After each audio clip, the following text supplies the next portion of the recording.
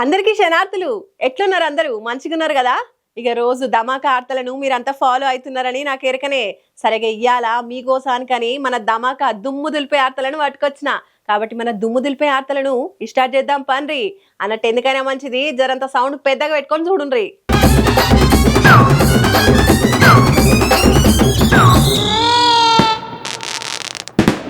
కూటమి సర్కార్ మీద జగన్ అన్న మస్తు గరానికి వచ్చిండు. ఈ కూటమి పాలన ఉత్త దండగే. ఇచ్చిన మాట నిలబెట్టుకున్న మా పరిస్థితి గిట్లుంటే ఇక దొంగ హామీలు ఇచ్చి అధికారానికి వచ్చిన ఈ కూటమి పరిస్థితి ఏందో. రాబోయేది జగన్ 2.0 పాలన. రాబోయే 30 సంవత్సరాలు మనమే అధికారంలో ఉంటాం, అందరి లెక్కలు తేలుస్తామంటుండు జగన్ అన్న. మరి జగనన్న ఇంకేమేమన్నాడో చూద్దాం పని. పబ్లిక్ ఇచ్చినటువంటి హామీలను గాలికి వదిలేసిన చంద్రబాబు ప్రభుత్వానికి రాబోయే రోజులలో దారుణమైన పరిస్థితులు తప్పవని చెప్పి నేనంటలేను. వైఎస్ఆర్సీపీ అధినేత అయినటువంటి మాజీ ముఖ్యమంత్రి జగన్మోహన్ రెడ్డి సార్ అన్నాడు.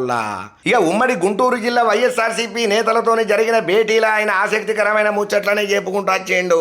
2014-19 మధ్య జగన్ 1.0 ప్రభుత్వం నడిచింది. ఆ టైంలో చరిత్రలో ఎన్నడూ చూడని విధంగా పాలన నడిచింది. లంచాలకు తావు లేకుండా కోవిడ్ వల్ల ఆంధ్రాకు సంపాదన తగ్గినా కూడా అమలను హామీ చేసినాం. ఇచ్చిన మాట మీద నిలబడ్డాం.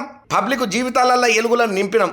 కానీ విని ఎరగని రీతిలో ఎవ్వరు ఊహించని తీరుగా మేము అభివృద్ధి చేసినాం ఆంధ్ర రాష్ట్రాన్ని. ఇవన్నీ మేమే దొంగసాటుగా చేయలేదు, పబ్లిక్ కళ్ళ ముందరే చేసిన. అది మా గొప్పతనం. ఇప్పుడు చంద్రబాబు ఇచ్చిన హామీని ఎగ్గొట్టిండు. బాబు మేనిఫెస్టో శతబుట్టలా పడేసిండు. రాష్ట్రంలో విద్య, వైద్యం, పారిశ్రామిక రంగాలు తిరోగమనంలా ఉన్నాయ్యా.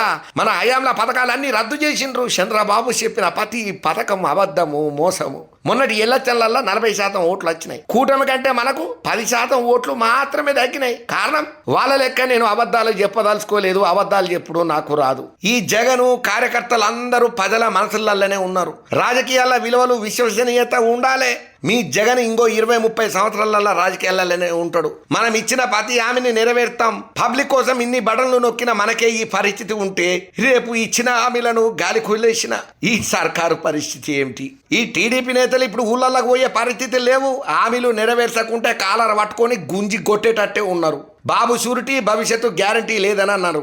ఇక ఇప్పుడు ఆ షూరిటీ కాస్త మోసం అయ్యింది. పబ్లిక్ వాళ్ళ కాలర్ పట్టుకునే పరిస్థితి వచ్చింది. రాష్ట్రంలో ఇసుక, మందు, పేకాట మాఫియాలు అడ్డాగోలుగా నడుస్తున్నాయి. రాక్షసత్వం రాజ్యం ఏలుతున్నది. స్థానిక సంస్థల ఎన్నికలలో ప్రజాస్వామ్యాన్ని కూని చేసిళ్ళు. ముసలమ్మ కూడా బటన్ నొక్కుతున్నదని చెప్పి చంద్రబాబు అంటున్నాడంటే ఇది ఎంత ఇడ్డూరమో మీరే నుండ్రి. ఇప్పుడు ఎలా చేయాలో చెవులో చెప్పాలని అంటున్నాడు. ఇటువంటి వ్యక్తి షీటర్ కాదా? షీటర్ అనొద్దా? పబ్లిక్ ను మోసం చేసిన చంద్రబాబు మీద 420 కేసు పెట్టొద్దా? మంచి పాలన చేస్తే పబ్లిక్ ఆదరిస్తారు. ఇటువంటి పాలన చేస్తే పబ్లికే తగిన గుణపాఠం చెప్తారని చెప్పి జగనాల్ సార్ గట్టిగానే మైకు ముంగట ఊతర కొట్టిండయ్యా. రాబోయేది జగన్ 2.0 పాలన.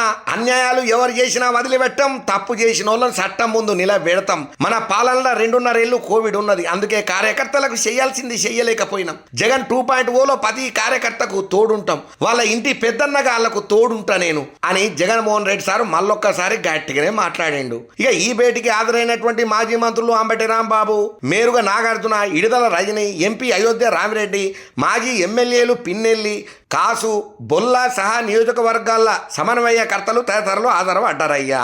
అట్లనే ఎంపీపీలు, జెడ్పీటీసీలు, మున్సిపల్ చైర్పర్సన్లు కూడా ఈ సమావేశంలో పాల్గొన్నారు.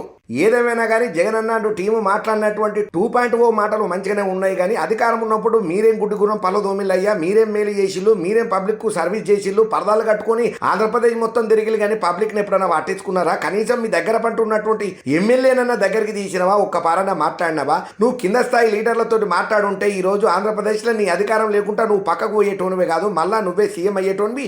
ఇప్పుడు అంటున్నావు 25 ఏళ్ళు 30 ఏళ్ళు అంటున్నావు కదా, ఇంకా రాబోయే 50 ఏళ్ళు కూడా నువ్వే ఉండేటోనివయ్యా. అధికారం ఉన్న అప్పుడు ఒక్కనాడు పట్టించుకొని నువ్వు ఇప్పుడేమో మైకుల ముంగట ప్రతిపక్షాలను ఇటనికే నీకేం హక్కున్నదని చెప్పి కూటమి పెద్దలు కూడా గట్టిగానే కౌంటర్లు ఇస్తున్నారు జగన్ అన్న టీంకు.